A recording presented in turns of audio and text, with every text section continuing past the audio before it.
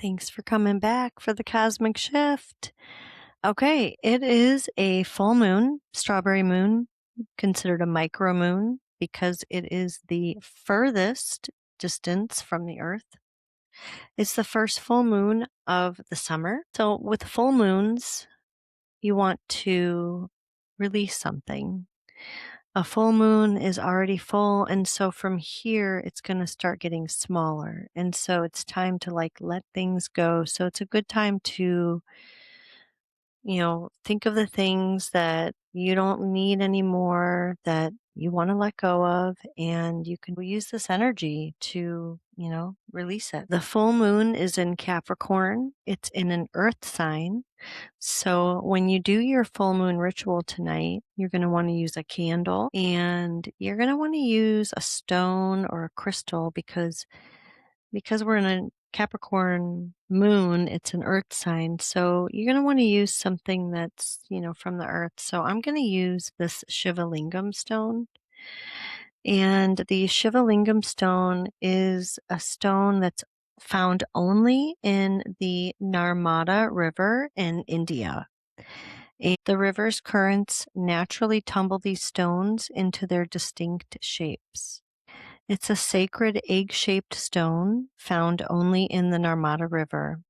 It is highly regarded for its physical and spiritual properties, primarily symbolizing the perfect balance of masculine and feminine energy. It's an egg or an oval shape with natural tan, red, or brown stripes. It activates and aligns the entire chakra system while deeply connecting with the root, base of the spine, and sacral, lower abdomen chakras. It's known to awaken inner fire or life force energy, also known as Kundalini, promoting vitality and personal transformation.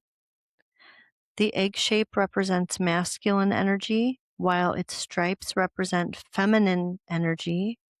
Together, they bring harmony to opposing forces.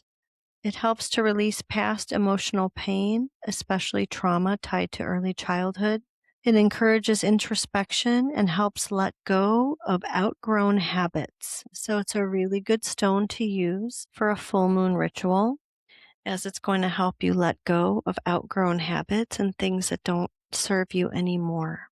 So we've got the Shiva Lingam stone, and we've got a candle, and I've got some sage. And so I'm going to light the candle and light the sage. And I'm going to write down on a piece of paper the things that I want to let go of. And then I'm going to fold the piece of paper up and I'm going to light it on fire over something that will not catch on fire when the paper is on fire. So I've got a big shell here I'm going to use. Whoopsie. I've got this big shell that I'm going to use right here. And I use this to catch the sage in when I burn it. So this is the sage I'm going to burn. And I'm going to light this candle. And I'm going to use this Shiva Lingam stone. And you can focus on your goals and the things that you want to do. Release the things that won't help you do it and call in the things that will. And so I'm going to do the full moon ritual after I'm done recording. Told you what I'm going to do because I actually would like to go outside and do it under the full moon. So I will not be able to take you with me. So before we say goodbye, I'm going to pull an oracle card and read that to you. So we are going to use the Native Spirit deck again because I love it so much. It's my favorite deck. I showed it to you last time, but it looks like this. And so I'm just shuffling the cards around in my hands. I actually like this idea of doing the cosmic shift as a separate recording because then if anybody wants to just go straight to the spiritual stuff, they can do that. And then if they want to revisit the meditation or the oracle pull or anything like that, towards the end. You can do that. This is a different part of the program, if you will. Okay, so I'm shuffling, and I always like to wait until something pops out and tells me it wants me to. Well, there it goes. Okay, so let's see what we got. We got the card that's called Offerings. Now, last week we got the Trickster card, and I didn't post that in the pictures for Instagram, so I'm going to do that, and I'm going to also post the message so you guys can connect with that.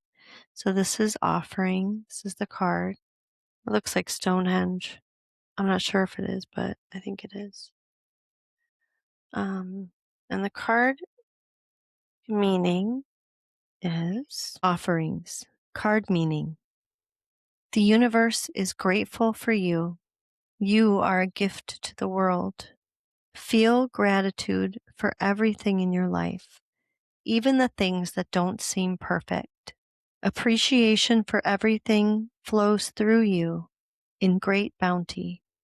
Cherish the preciousness of life and everyone and everything around you, and thus you will be cherished. Your native spirit wants you to know every native culture throughout history has made offerings, often on a daily basis. Offerings were made to the sun, the earth, the plants and animals, and to everything in creation. The offerings varied culture to culture, but they were always made with a feeling of extreme appreciation for the bounty of life. Gratitude was the secret to a joy-filled life. True thankfulness can work like modern-day alchemy in your life, yielding happiness and peace beyond imagination. And it's simple. Find what's good and wonderful in every moment, no matter what's happening around you. There's always something to be grateful for. Whatever you appreciate in life will grow. So discover what you're thankful for, even the people and situations you found challenging, and watch miracles unfold. As a suggestion, make an offering to whatever nurtures your soul. If you're nurtured by a particular place in nature, for example, you might consider leaving some fruit at the base of a tree for the animals in that area to give thanks for the beauty that is there. Okay, I love that. Here we are in a full moon, and it's a perfect time to look back on the last, few weeks since the new moon and what has grown in your life and what has gotten to the point of it's no longer growing, it's no longer working. So we're letting that go, but we're letting it go in gratitude, you know, um, gratitude for the things that are done, that are behind us, that might still be with us, that should be behind us. So when you go outside, and you can do this tomorrow, even though it's not a total full moon, the energy is still there. You can go out, you can light your candle, you can write down the things that you want to release, and you can write down a goal or two or three. My dog is dreaming. That is the cutest thing. I don't know if you could hear him. But write those down and just think, even the things that have been challenging and that have not worked out the way that you thought they might, be grateful because, in the case of, I'll use, the past relationship I was talking about. If that had worked out like I wanted it to, I would not be fulfilled right now. I would not be happy. That was just a part of my journey. That was to help me grow, to help me realize that I deserved better, that I deserved more. I'm sure there were other lessons there. Um, but yeah, so I think that was a beautiful card. I love that. Um, okay.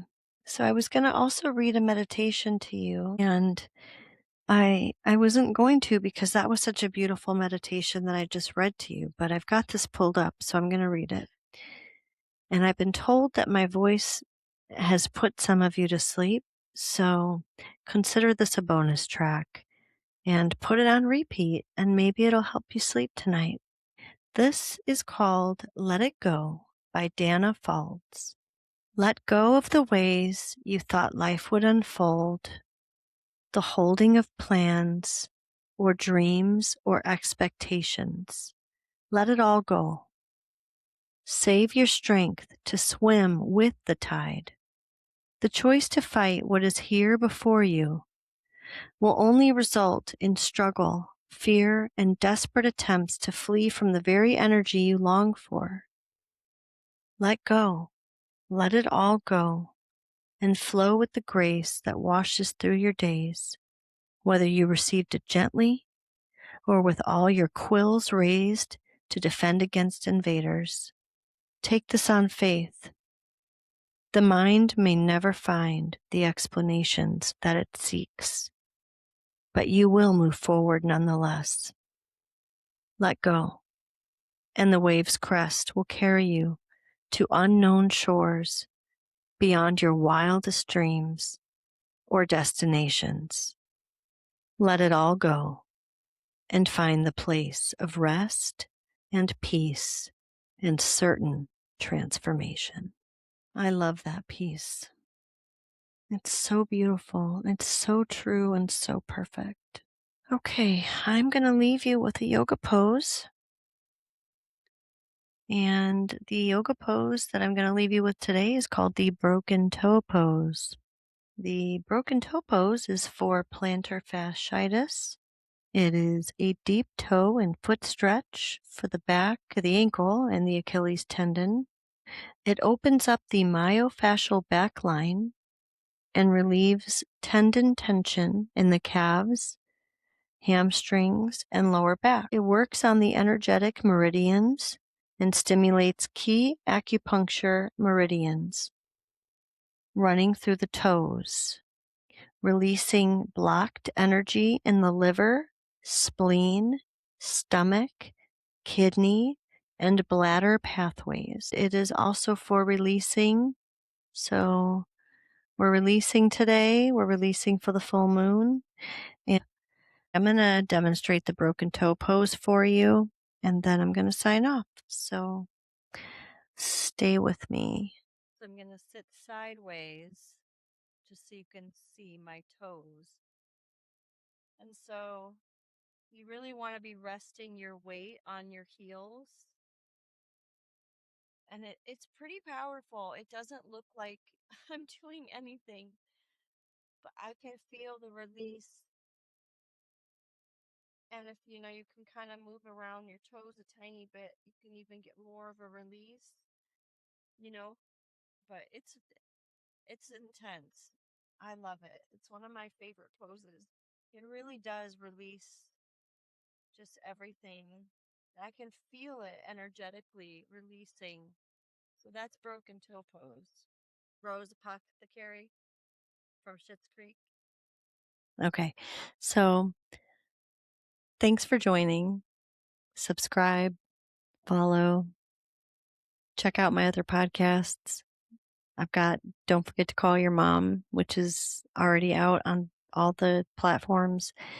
And then my new one is coming out this week.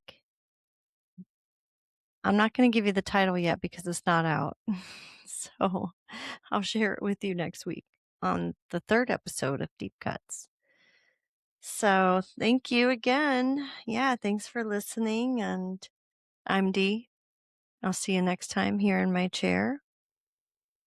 And until then, take it easy on yourself and everybody else. Peace.